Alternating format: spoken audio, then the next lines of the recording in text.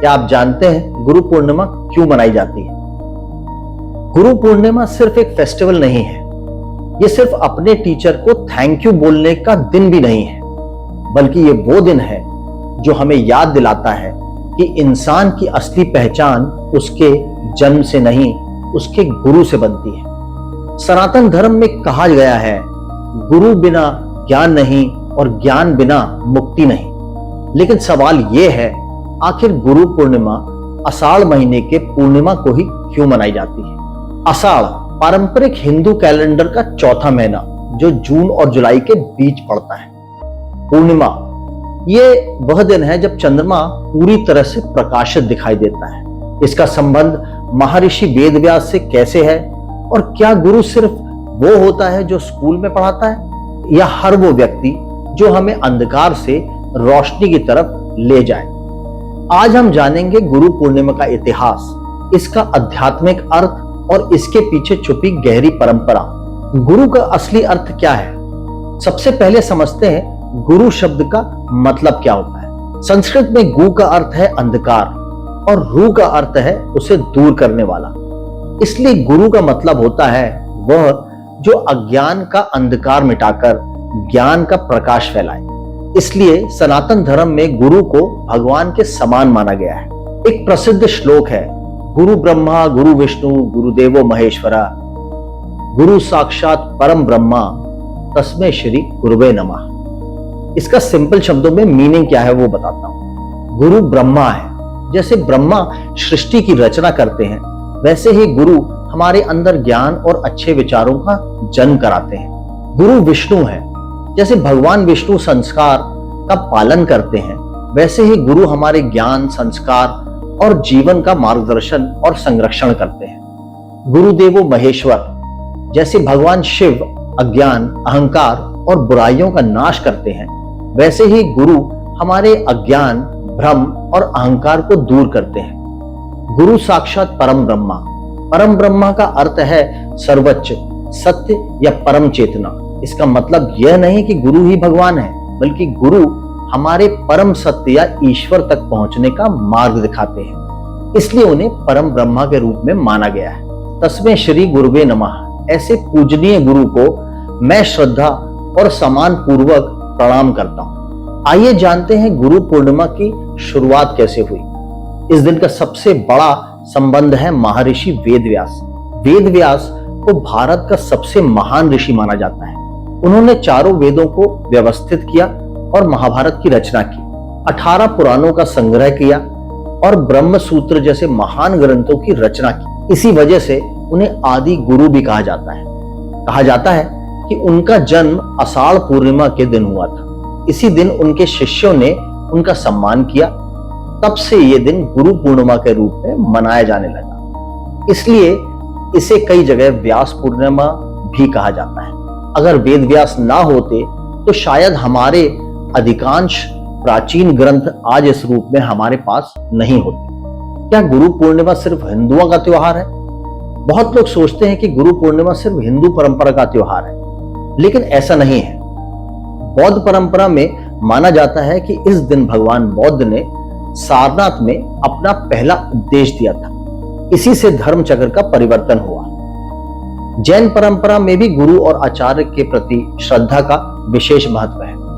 यानी गुरु का सम्मान किसी एक धर्म की सीमा में बंधा हुआ नहीं है। यह भारत के प्राचीन गुरु शिष्य परंपरा का उत्सव है। गुरु का महत्व इतना अधिक क्यों है?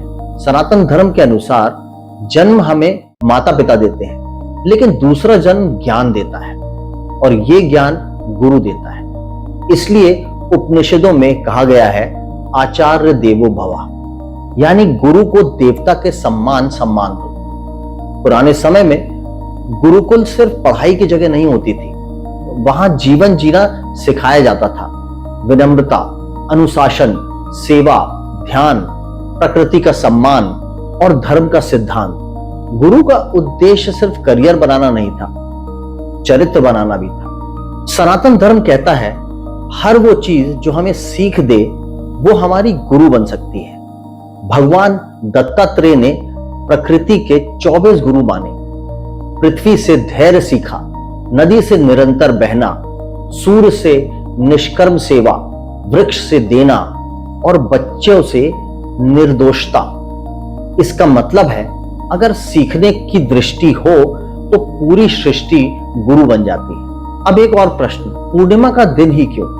गुरु पूर्णिमा हमेशा पूर्णिमा को ही क्यों आती है? पूर्णिमा का चांद अपनी पूरी कला में होता है, वो पूर्णता का प्रतीक है। हमारा मन भी चंद्रमा से जुड़ा माना गया है। जब मन शांत और प्रकाशित होता है तब ज्ञान को ऑब्जर्व करना सबसे आसान होता है। जैसे पूर्णिमा का चांद पूरा होता है, वैसे ही गुरु हमें भी अंदर से पूर्ण बनाने की राह दिखाते हैं। इसलिए गुरु और पूर्णिमा का संबंध बहुत गहरा माना गया है। यह केवल एक तिथि नहीं, एक प्रतीक है। गुरु पूर्णिमा हमें याद दिलाती है इंसान की असली तरक्की सिर्फ पैसा या सफलता नहीं होती, अंदर से भी होनी चाहिए। हम रोज नए स्किल्स सीखते हैं, नई टेक्नोलॉजी सीखते हैं, नई डिग्रीज लेते हैं, लेकिन अगर विनम्रता, दया और विवेक नहीं सीखा तो ज्ञान अधूरा रह जाता है। गुरु हमें सिर्फ किताब का ज्ञान नहीं देते, वो हमें खुद को पहचानना सिखाते हैं। इसलिए भारतीय दर्शन में गुरु को मार्गदर्शक कहा गया है। रास्ता गुरु नहीं चलते, रास्ता दिखाते हैं, चलना हमें ही होता है। आइए जानते हैं गुरु पूर्णिमा कैसे मनाई जाती है। इस दिन लोग अपने गुरु का आशीर्वाद लेते हैं और उनका धन्यवाद करते हैं। कई लोग ग्रंथों का पाठ करते हैं, ध्यान करते हैं, सेवा करते हैं और अपने जीवन में सीखे हुए सबक पर मनन करते हैं। लेकिन अगर आपके पास कोई जीवित गुरु नहीं भी है तो भी आप इस दिन उन सबको धन्यवाद कर सकते हैं जिन्होंने आपके जीवन में सही दिशा दी। चाहे वो आपके माता पिता हो, टीचर, कोई मेंटर या एक अच्छी पुस्तक। आज इंफॉर्मेशन की कमी नहीं है, इंटरनेट पर हर सवाल का जवाब मिल जाता है, लेकिन इंफॉर्मेशन और विजडम एक जैसे नहीं होते।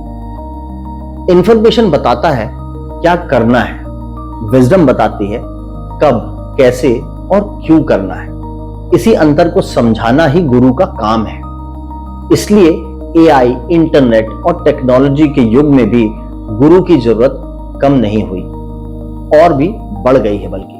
तो इस 29 जुलाई 2026 को गुरु पूर्णिमा के दिन उसे सिर्फ एक फेस्टिवल मत समझिए।